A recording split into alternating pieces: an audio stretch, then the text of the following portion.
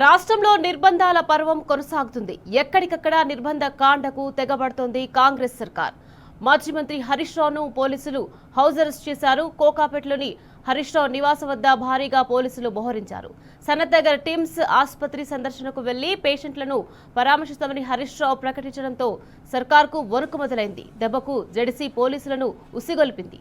హరీష్ రావుతో పాటు మాజీ మంత్రులు తలసాని, సబితా ఇంద్రారెడ్డిని కూడా గృహ నిర్బంధం చేశారు. మాజీ మంత్రులు టీమ్స్ ఆసుపత్రికి వెళ్లి సందర్శిస్తే సర్కార్ నిర్లక్ష్యం, డొల్లతనం బయటపడుతుందన్న భయంతోనే హౌస్ అరెస్ట్ చేశారని బీఆర్ఎస్ నేతలు మండిపడుతున్నారు. ఇది ప్రజాస్వామ్యమా లేక రేవంత్ ఇష్టారాజ్యమని భగ్గుమంటున్నారు.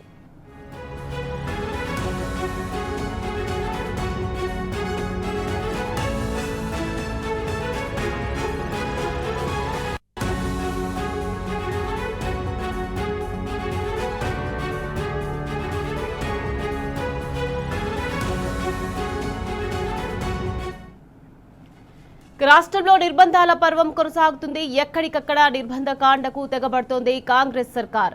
మాజీ మంత్రి హరీష్ రావును పోలీసులు హౌస్ అరెస్ట్ చేశారు. కోకాపేటలోని హరీష్ రావు నివాసం వద్ద భారీగా పోలీసులు మోహరించారు. సనత్నగర్ టీమ్స్ ఆసుపత్రి సందర్శనకు వెళ్లి పేషెంట్లను పరామర్శిస్తామని హరీష్ రావు ప్రకటించడంతో సర్కార్కు వణుకు మొదలైంది. దెబ్బకు జెడిసి పోలీసులను ఉసిగొల్పింది. హరీష్ రావుతో పాటు మాజీ మంత్రులు తలసాని, సబితా ఇంద్రారెడ్డిని కూడా గృహ నిర్బంధం చేశారు. మాజీ మంత్రులు టీమ్స్ ఆసుపత్రికి వెళ్లి సందర్శిస్తే సర్కార్ నిర్లక్ష్యం, డొల్లతనం బయటపడుతుందన్న భయంతోనే హౌస్ అరెస్ట్ చేశారని బీఆర్ఎస్ నేతలు మండిపడుతున్నారు. ఇది ప్రజాస్వామ్యమా లేక రేవంత్ ఇష్టారాజ్యమా అని భగ్గుమంటున్నారు.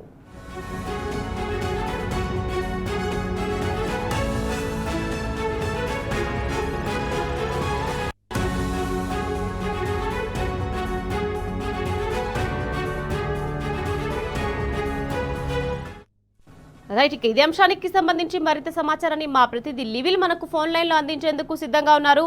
లివిల్, చెప్పండి, ఇక సనత్నగర్ టీమ్స్ ఆసుపత్రి సందర్శనకు వెళ్తున్న మాజీ మంత్రి హరీష్ రావును పోలీసులు హౌస్ అరెస్ట్ చేశారు. దీనికి సంబంధించి పూర్తి అప్డేట్స్. వాళ్ళ సనత్నగర్ టిమ్స్ హాస్పిటల్ గత బీఆర్ఎస్ ప్రభుత్వం హయాంలో రూపుదిద్దుకుని ఆనాడు బీఆర్ఎస్ నేత కేసీఆర్ శంకుస్థాపన చేశారు. అయితే కాంగ్రెస్ ప్రభుత్వం వచ్చి దాదాపు 3 సంవత్సరాలు పూర్తిగా వస్తుంది. ఇప్పటికి కూడా దానిపై ఎలాంటి సౌకర్యాలు చేయలేదని చెప్పేసి అనేక సందర్భాల్లో బీఆర్ఎస్ పార్టీ పోరుబాట పట్టింది. బీఆర్ఎస్ పార్టీ పోరుబాటు సందర్భంగా కొంత పనుల్లో వేగం పెంచారు. కానీ టిమ్స్ హాస్పిటల్ శంకుస్థాపన చేసిన తర్వాత దాదాపు పని పూర్తయిపోయింది బీఆర్ఎస్ గవర్నమెంట్లోనే.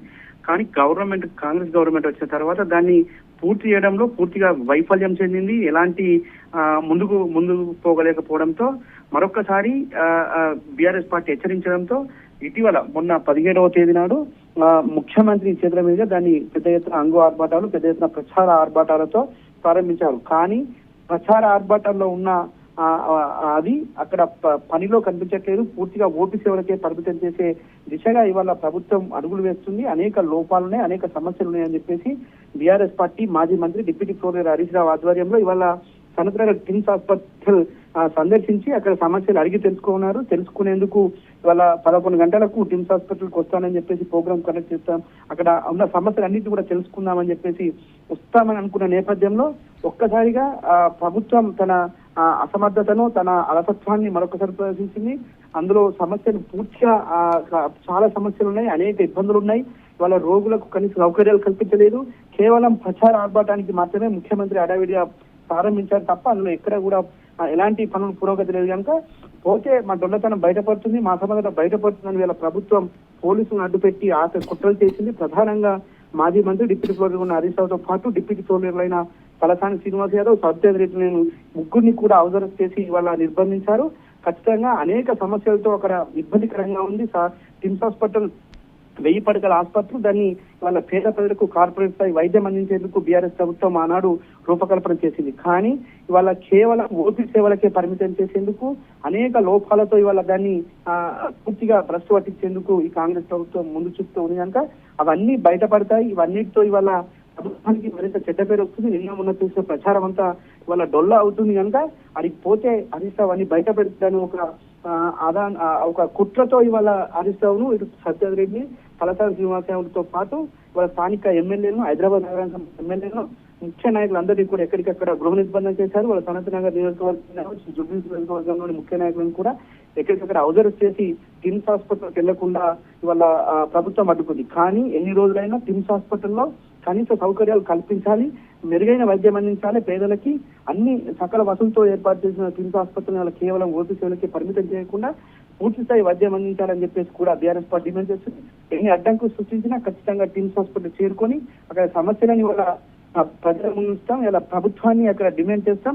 ప్రజలకు సౌకర్యవంతమైన నిర్మించాల్సిన టిమ్స్ హాస్పిటల్ వాళ్ళ పూర్తిగా అరకొర వసతులతో అంగు ఆర్భాటాలతో ఇవాళ పనులు ప్రారంభించి కేవలం చేతులు దులుపుకున్నారు తప్ప కాంగ్రెస్ ప్రభుత్వం చిరుశుద్ధి లేదు. ఇవాళ కాంగ్రెస్ ప్రభుత్వం ఒక దొల్లతనం బయట వచ్చిందని ఒక కుసంకుతత్వంతో ఇవాళ వ్యవహరిస్తుంది. ఖచ్చితంగా దాన్ని ఛేదించుకునైనా మేము టిమ్స్ హాస్పిటల్కి వెళ్ళి అక్కడ అందుతున్న వైద్య సేవలను అడిగి ప్రజల నుంచి ఖచ్చితంగా తెలుసుకుంటాం. ఇవాళ ఒక మల్టీ స్పెషాలిటీ హాస్పిటల్ ని కేవలం ఓపీ సేవలకి పరిమితం చేయడం దుర్మార్గం అంటూ కూడా బీఆర్ఎస్ పార్టీ ఆగ్రహం వ్యక్తం చేస్తుంది.